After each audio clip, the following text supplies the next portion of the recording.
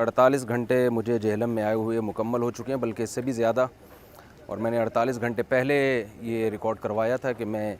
Special Karachi سے جہلم آیا ہوں، اور آپ کو پتہ ہے جہلم کراچی سے 20-22 گھنٹے کا سفر ہے، کافی دور ہے جہلم، اور میرا مقصد صرف اور صرف انجینئر صاحب سے ایک محبت کے ساتھ ایک اچھے ماحول میں بات چیت کرنا تھا۔ کتابوں کا پورا بورا لے کر آیا تھا میں، تاکہ ہم اتنے عرصے سے جو یوٹیوب پہ جو ایک بحث مباحثہ چل رہا ہے وہ ختم ہو، محبت سے آپس میں بات چیت ہو۔ اور اس پہ میں نے یہ کہا تھا کہ بھئی آپ ایک یوٹیوب پہ ویڈیو اپلوڈ کر دیں، تو عجیب عجیب باتیں کی جا رہی ہیں کہ بغیر بتائے آ گئے۔ بھئی میں جہلم میں بغیر بتایا ہوں، آپ کے گھر تو بغیر بتائے نہیں آیا تھا نا، میں آپ کے گھر تو میں بتا کے آ رہا تھا، آپ کو 2 دنوں کا میں نے ٹائم دیا، 2 دن میں آپ کا کوئی بھی نمائندہ رابطہ کر لیتا، جو یوٹیوب پہ آپ اس کا نمبر اپلوڈ کر دیتے، رابطہ کر لیتا، آپس میں ہم بیٹھ کے جو ہے کچھ شرطیں طے کر لیتے، اور یہ شرطیں اسی وجہ سے رکھی جا رہی تھی تاکہ کوئی نزاع نہ ہو، ماحول خراب نہ ہو، اور یہ کوئی مناظرہ نہیں تھا۔ لیکن بہت افسوس سے کہنا پڑتا ہے کہ اتنی زیادہ غیر ذمہ داری کا ثبوت دیا جس کی ہمیں توقع نہیں تھی۔ افواہیں پھیلائی گئیں، پولیس پکڑ رہی ہے، پولیس تلاش کر رہی ہے۔ جو ہمارے نمائندے تھے مولانا مصعب صاحب، ان کا نمبر میں نے یوٹیوب پہ دیا تھا، کوئی پولیس نہیں پکڑ رہی ان کو، ابھی بھی ان کا نمبر میرا خیال ہے کھلا ہوا ہوگا، ساری دنیا رابطہ کر رہی ہے ان سے۔ میں نے اپنے نمبر جو بند کیا اس کی وجہ تھی کہ سینکڑوں کالیں میرے پاس آنا شروع ہو گئی تھیں، تو ان کا نمبر دینے کا مقصد یہ تھا کہ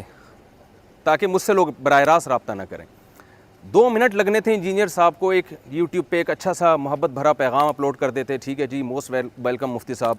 آپ تشریف لائیے، ہم تیار ہیں آپ سے بات کرنے کے لیے، اور نمائندہ کا نمبر دیا، ہم ٹھیک ہے ہم ان سے رابطہ کر رہے ہیں اور ٹائم اور وقت طے کر لیں گے۔ اور ہم نے آپ کو یہ تو نہیں کہا تھا کہ کل ہی آپ بات چیت شروع کر دیں، آپ کے پاس ٹائم تھا، آپ 1 ہفتے کے بعد بات کر لیتے، آپ اتوار کو رکھ لیتے۔ لیکن جو ہوا دنیا کے سامنے آپ کا تکبر اللہ نے خاک میں ملا دیا ہے، اور یہ اللہ کی عادت ہے۔ تو میں نہیں آپ کو زیادہ نصیحتیں کرنا چاہتا، بس میں آپ سے یہ کہوں گا کہ آپ کا جو اسٹائل ہے، دیکھیں غامدی صاحب بھی نیگیٹو چیزیں کرتے ہیں، اور غامدی صاحب بھی بہت سے دلائل غلط دیتے ہیں، لیکن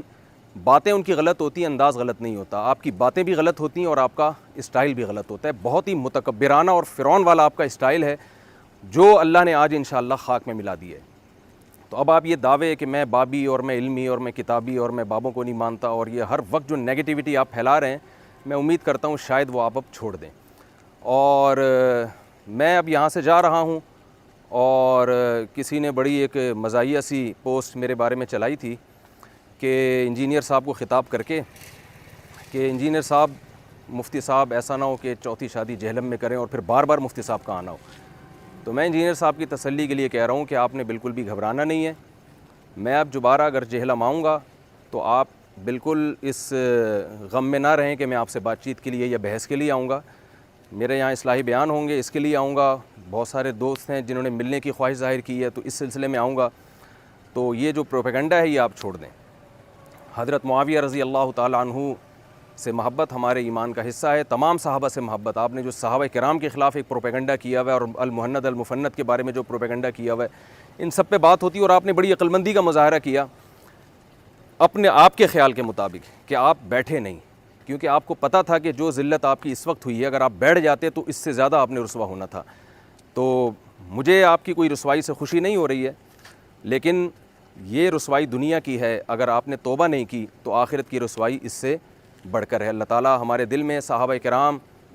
جن میں حضرت معاویہ رضی اللہ تعالیٰ عنہ اور حضرت ابو سفیان رضی اللہ تعالیٰ عنہ، جن کے خلاف آپ پروپیگنڈا کرتے رہتے ہیں، اللہ تعالیٰ ان صحابہ سے، ہمیں تمام اہل بیت سے، تمام صحابہ سے، اور ان صحابہ سے بھی اللہ ہمیں محبت نصیب کرے۔ اور انہی الفاظ کے ساتھ میں اپنی بات کو ختم کرتا ہوں، وما علینا الا البلاغ۔